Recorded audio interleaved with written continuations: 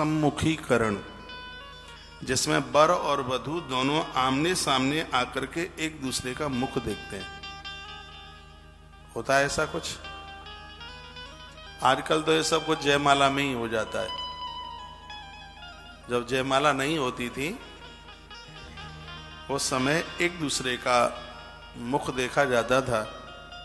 कन्या पूर्व की तरफ और वर पश्चिम की तरफ अपना मुख करता था, यानी कन्या की पीठ होती थी पश्चिम में और उसका मुख होता था पूरब में, और वर की पीठ होती है पूरब में और उसका मुख होता है पश्चिम में।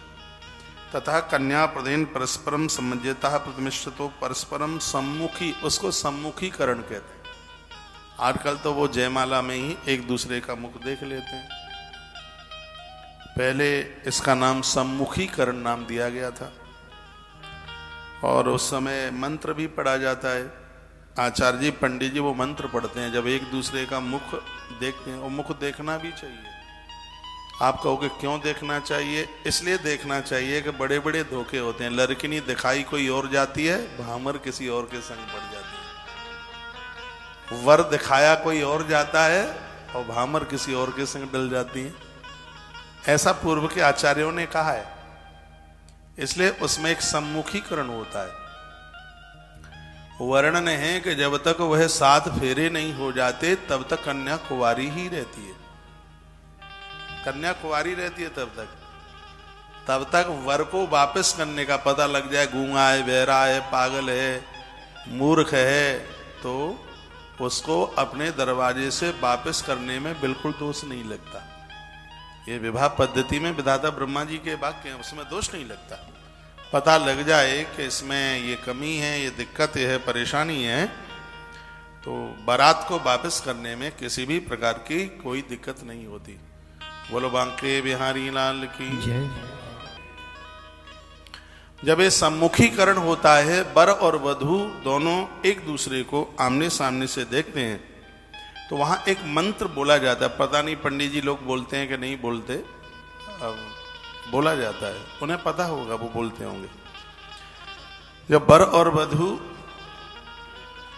दोनों एक दूसरे के मुख की तरफ खड़े होते हैं, दिशा भी मैंने बता दी है।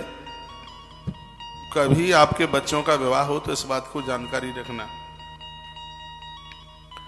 जानकारी यह है कि कन्या का मुख पूरब में और वर का मुंह पश्चिम में होना चाहिए। उस समय एक मंत्र बोला जाता है, ओम समंजंतु विश्वे देवः समापो हृदयानिनौ सम्मातरुवः सदान्ता समुदेष्टि ददातु नः। इसका अर्थ है कि कन्या का पिता वर और कन्या दोनों के वस्त्रों में वह जब वो गांठ बंध जाती है तो वस्त्र दिया जाता है। जब ये मंत्र बोला गया, समंजंतु विश्वदेवा समापो हृदयानिनो, यानी हे विश्वदेव देवता, वर और वधू आपस में ये विचार करते हैं कि हम दोनों के हृदय को समान रूप से कर दो। हम दोनों के बीच में किसी भी प्रकार की गांठ न रहे, किसी भी प्रकार की कर्कशता न रहे। हम दोनों को आप एक दूसरे के हृदय को मिला दो, एक कर दो। हे वायु देवता, हमारे दोनों के प्राणों में वायु का संयोजन करो, यानी हम दोनों एक दूसरे के लिए जीवन जिए। जब वो सम्मुखीकरण होता है तब इस मंत्र में ये बताया गया है कि उस समय वर और वधू दोनों अपने मन में ऐसा विचार करते हैं कि हम दोनों का हृदय एक हो जाए। हे वायु देवता, हमारे दोनों के अंदर ऐसे प्राणों का आप संचार कर दो कि हम दोनों एक दूसरे के लिए जीवन जिए।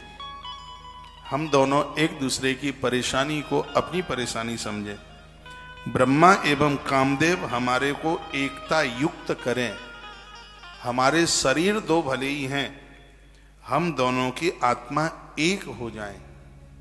इस सम्मुखीकरण में वर और वधू के द्वारा ऐसी कामना की जाती है।